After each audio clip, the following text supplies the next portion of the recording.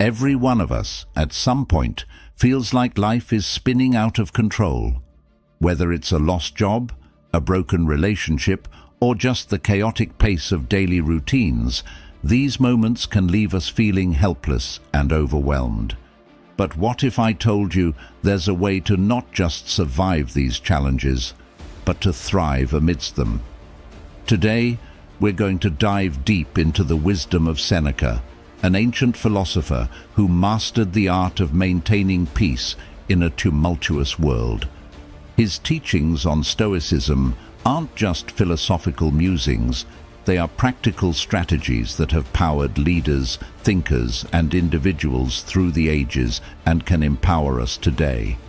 By the end of this video, you'll have a toolkit of Stoic principles to help you cultivate mental toughness and reclaim control over your emotions and reactions. No matter what life throws your way, stick with me, and let's explore how these ancient secrets can be applied to modern life for a calmer, more centered existence. If you appreciate what we're doing here and want to support the channel, a simple, free favor I'll ask from you is to hit the subscribe button. It helps us keep bringing content like this to you. Also, I encourage you not to skip any part of the video. If you're here, you're not like the majority. You're someone who sees the value in diving deep, so consider yourself an exception. Number 1. Focus on one activity at a time. Seneca's wisdom, "To be everywhere is to be nowhere," captures a crucial principle that is often overlooked in our modern rush to do more and be more. The idea of focusing on one activity at a time is central to Stoic philosophy and can transform how we approach our daily tasks. In a world that celebrates the myth of multitasking, we need to pause and reconsider the effectiveness of this approach. When we try to multitask, we're spreading our attention thin, which can lead to increased mistakes and decreased quality of work. Marcus Aurelius, another revered Stoic philosopher, echoed this sentiment when he advised, "Concentrate every minute like a Roman, like a man, on doing what's in front of you with precise and genuine seriousness, tenderly, willingly, with justice, and on freeing yourself from all other distractions."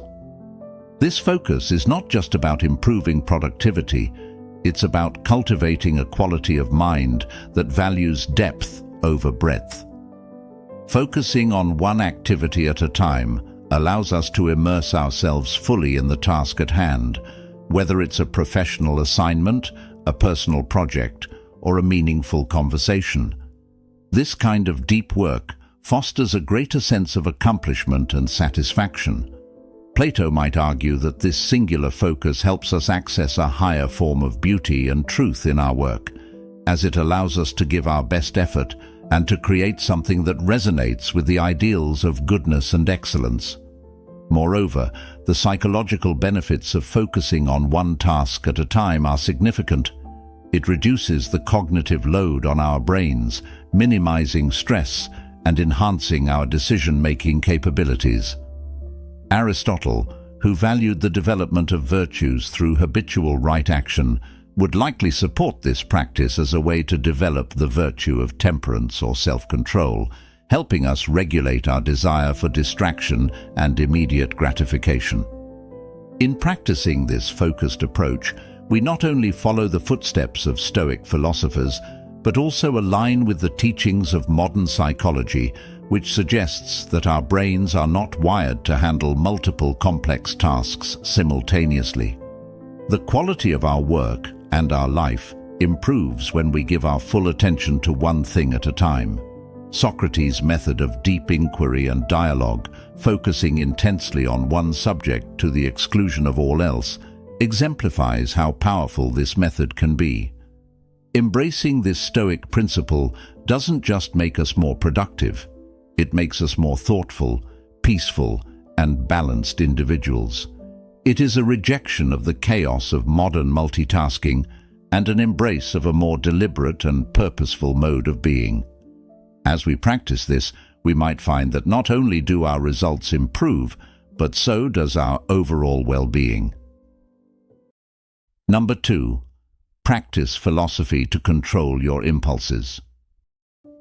Seneca's insight, "All the greatest torments are the result of an undisciplined mind," reveals a profound truth about human nature.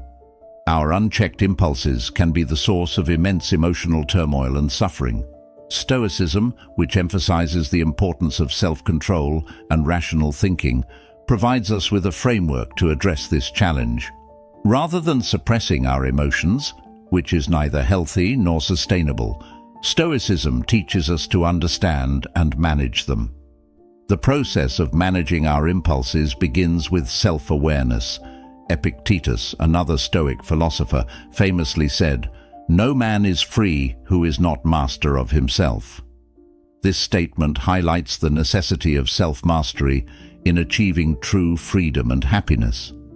By becoming more aware of our impulses and the triggers that set them off, we are better equipped to handle them rationally. This doesn't mean denying our feelings, but understanding them deeply enough that we can respond in ways that align with our long-term goals and values. In the realm of philosophy, Aristotle also spoke about the importance of moderating our impulses through the development of virtues. He believed that virtue lies in finding the balance between excess and deficiency, a concept known as the golden mean.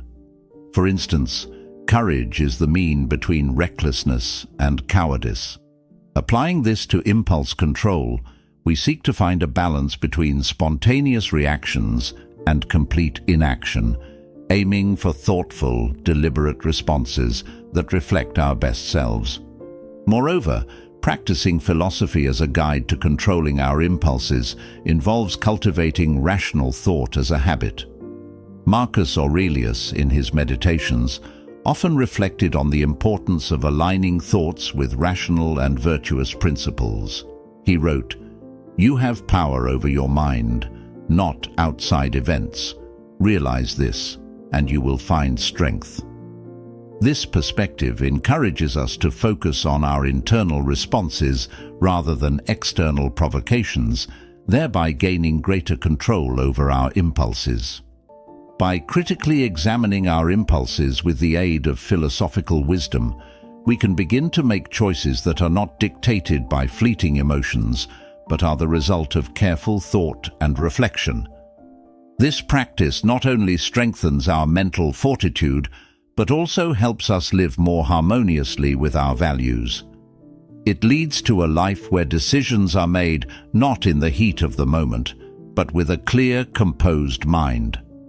The Stoic approach to impulse control is about cultivating an inner dialogue that constantly questions and assesses our instinctive reactions. It is about making philosophy not just a subject we study, but a way we live our lives, allowing us to rise above immediate gratifications and achieve a deeper sense of satisfaction and purpose. This disciplined approach to managing impulses is not just about avoiding emotional pain, it's about forging a path to a more thoughtful, fulfilling life. Number 3. Stay prepared. Seneca, which is all about being prepared, famously said, "Rehearse them in your mind. Exile, torture, war, shipwreck, all the terms of our human lot should be before our eyes." This advice might sound a bit dramatic at first. After all, not all of us are navigating the high seas or entering battle. But what Seneca is getting at here is the concept of mental preparation for life's inevitable challenges, a cornerstone of Stoic resilience. Stoicism teaches us to anticipate and mentally rehearse for the worst, not to fill us with dread, but to diminish the shock and pain when difficulties do occur. This practice is known as premeditatio malorum, or the premeditation of evils. It's about visualizing the most challenging scenarios, not to worry obsessively, but to be emotionally and mentally equipped when life throws its curveballs. Think about it this way. Athletes practice under tough conditions to prepare for the strain of actual competition. Similarly, by mentally rehearsing challenging situations, We train our minds to handle stress and adversity with less panic and more poise. This Stoic practice helps us appreciate our current state. When we realize how much worse things could be, our everyday problems seem less overwhelming. Applying this Stoicism doesn't mean living in constant anxiety about what could go wrong. Rather, it's about having a realistic acknowledgement of potential negative outcomes. For example, if you're worried about job security, instead of spiraling into fear, you could start preparing by updating your resume, enhancing your skills, or even exploring alternate career paths. This way, if the worst were to happen, you're not caught off guard and are better positioned to handle the situation. Moreover, this principle extends beyond personal crises. It's about maintaining a level of readiness for any significant changes in our lives, from financial instability to personal loss. By staying prepared, we not only shield ourselves from the initial shock, but also quicken our recovery and adjustment periods. We become less reactive and more responsive, a subtle but powerful shift in handling life's uncertainties. Seneca's counsel helps us forge a mindset where we're not overwhelmed by adversity, but are fortified against it. This mental readiness is not about expecting the worst, but about being prepared to deal with any situation, thereby enhancing our resilience and overall mental toughness. Through this Stoic lens, we see not just the potential for loss or hardship, but also the opportunity for growth and renewal in every challenge. Number 4. Voluntarily embrace hardships. Another profound insight from Seneca: difficulties strengthen the mind as labor does the body. This idea is at the heart of Stoicism and speaks to a practice that can seem counterintuitive at first: voluntarily embracing hardships. It's about deliberately choosing to experience discomfort, not as a form of punishment, but as a way to fortify our mental resilience and expand our capacity to handle life's inevitable challenges. Think about what it means to voluntarily embrace hardships. It's like an athlete who trains under harsh conditions to prepare for a competition. The athlete understands that by pushing the limits in a controlled environment, they're better prepared for the stresses of the actual event. Similarly, by choosing to face difficulties head-on, whether that's taking on a challenging project at work, speaking up in public, or even opting to live more simply, we enhance our mental toughness and adaptability. Seneca's approach teaches us that when we step out of our comfort zones on purpose, we're not just testing our limits, we're expanding them. For example, if you dread public speaking, regularly putting yourself in situations where you must speak in front of others can transform your fear into a skill. Over time, what once felt insurmountable becomes manageable and eventually comfortable. This Stoic practice is not about seeking out suffering for its own sake, but about recognizing that growth often comes from discomfort. Embracing voluntary hardships also means resetting our comfort thresholds. In a world that often prioritizes comfort and ease, choosing the harder path can seem radical. But Stoicism invites us to rethink what true comfort is. Is it merely the absence of discomfort, or is it the presence of inner strength and peace that comes from knowing we can handle whatever comes our way?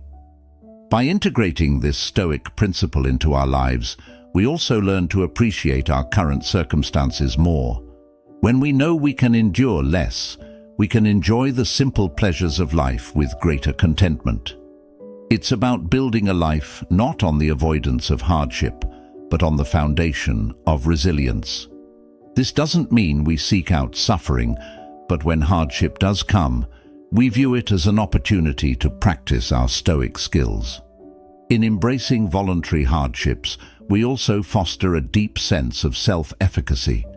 We prove to ourselves that we are capable of overcoming obstacles, which in turn builds self-confidence. Each challenge we face and overcome is a reminder that we are stronger than we might have believed. So, let's take a page from Seneca's book and challenge ourselves to step into the arena of voluntary hardship. It's there that we'll find not just challenges, but the keys to a more resilient and fulfilling life. Number 5. Avoid self-victimization. Seneca wisely pointed out, "We suffer more often in imagination than in reality." This statement is a stark reminder that our interpretation of events, not the events themselves, often causes our greatest suffering. It's easy to fall into the trap of believing that we are victims of our circumstances, which can lead to a mindset that everything happens to us rather than for us or with us. Stoicism teaches us the importance of perception. How we choose to see and interpret life's challenges significantly impacts our experience of them. If we view ourselves as passive victims, we surrender our agency and power. However, if we view challenges as opportunities to grow and learn, we maintain control over our responses and are more likely to approach life proactively. Consider a common scenario. Perhaps you didn't get a promotion at work, and your initial reaction is to feel sidelined or discriminated against. While these feelings are valid, Stoicism invites us to examine our reactions critically. Are we perhaps viewing the situation only through a lens of loss and unfairness? What if, instead, we saw this as an opportunity to seek feedback, improve our skills, or even reassess our career path to find a better fit for our aspirations? Avoiding self-victimization doesn't mean ignoring the injustices or difficulties we face. Rather, it means shifting our focus from what happens to us to how we respond to what happens. This shift is powerful. It moves us from a place of passive reaction to active participation in our lives. We stop asking, "Why is this happening to me?" and start asking, "What can I learn from this? How can I grow from this situation?" Stoicism equips us with the tools to detach from our initial emotional responses and see the bigger picture. It's about understanding that while we can't always control external events, we can control our perceptions and reactions. This mental shift is freeing and empowering. It allows us to live with a sense of purpose and resilience, making us better equipped to handle future challenges. Moreover, practicing this Stoic principle enriches our interactions with others. By refusing to cast ourselves as the perpetual victims, we foster healthier relationships, characterized by mutual respect and understanding rather than blame and resentment. We become more compassionate as we recognize that just as we are responsible for our happiness, so are others for theirs. In embracing the Stoic way, we liberate ourselves from the chains of self-victimization. We take charge of our narrative, acknowledging that we are the architects of our reality. This empowerment is the essence of Stoicism and the key to a fulfilling and proactive life. So let's choose to rise above victimhood, not by denying our pain, but by reframing our stories with strength, wisdom, and resilience. Number 6. Spend time in solitude. Seneca's advice to retire into yourself as much as possible emphasizes the value of solitude in Stoic philosophy. This guidance is not an encouragement towards isolation, but rather an invitation to engage in deep self-reflection and introspection. In our fast-paced, interconnected world, the noise of everyday life can drown out our inner voice and hinder our ability to reflect on our personal growth and values. Stoicism teaches us that true solitude is a state of rich self-awareness and not merely a physical state of being alone. The benefits of spending time in solitude are profound and have been echoed by philosophers throughout history. Marcus Aurelius, another Stoic philosopher, often wrote about the importance of introspection in his personal writings. He believed that understanding oneself is essential to living a life of virtue and purpose. He stated, "Nowhere can man find a quieter or more untroubled retreat than in his own soul." This highlights the idea that solitude provides a sanctuary where one can escape the demands of the external world and focus on internal development. Furthermore, the practice of solitude allows us to explore our thoughts and emotions without distraction. It gives us the space to process our experiences and to align our actions with our principles. By regularly engaging in this practice, we cultivate a deeper understanding of who we are and what we truly want from life. This alignment is crucial for living authentically and achieving personal fulfillment. Aristotle also touched on the importance of self-reflection for achieving eudaimonia, or flourishing. He believed that self-knowledge was essential for developing virtues and living in accordance with reason.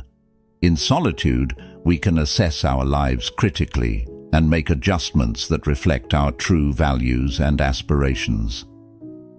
The Stoic practice of solitude also encourages us to develop resilience. Epictetus emphasized the need for personal reflection to fortify the mind against adversity. He advised individuals to use solitude as a tool to strengthen their character and mental endurance, preparing them for the inevitable challenges of life. He posited, "It is in your power to withdraw yourself whenever you desire. Perfect tranquility within consists in the good ordering of the mind, the realm of your own." Moreover, spending time alone helps us appreciate our relationships and social interactions more fully. When we return from periods of solitude, we often find that we have more to offer others, whether it's greater empathy, patience, or clarity.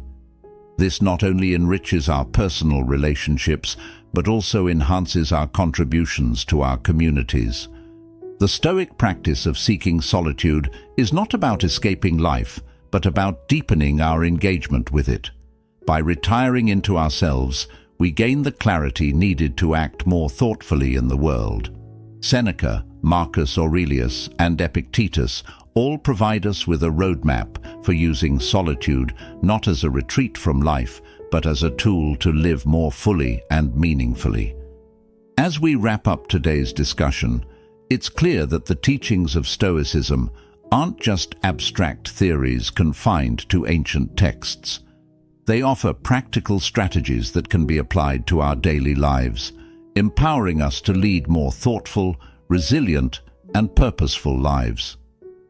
Stoicism teaches us the value of focus, the power of self-control, the importance of preparedness, the strength found in embracing hardships, the liberation that comes from avoiding self-victimization, and the clarity that solitude can bring.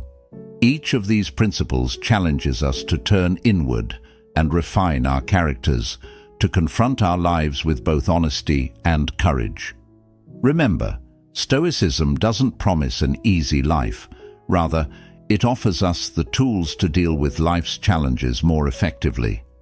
It encourages us to see every obstacle as an opportunity to practice virtue and every hardship as a chance to test our resilience. By applying these Stoic practices, we're not just surviving, we're thriving, cultivating a life of peace and fulfillment from within. In the spirit of Stoicism, let's continue to explore how we can apply these ancient wisdoms to navigate the complexities of modern life. Let's strive to be better than we were yesterday, to live with intention and virtue. If you're interested in continuing this journey, check out one of the videos on your screen now. They're designed to help you dive deeper into the practical applications of Stoicism in everyday life. Thank you for spending your time with us here at Stoic Journal. We're grateful for your curiosity and your eagerness to grow alongside us. Remember, the path to wisdom is long and challenging, but every step you take is a step towards a more meaningful life. So, keep walking bravely.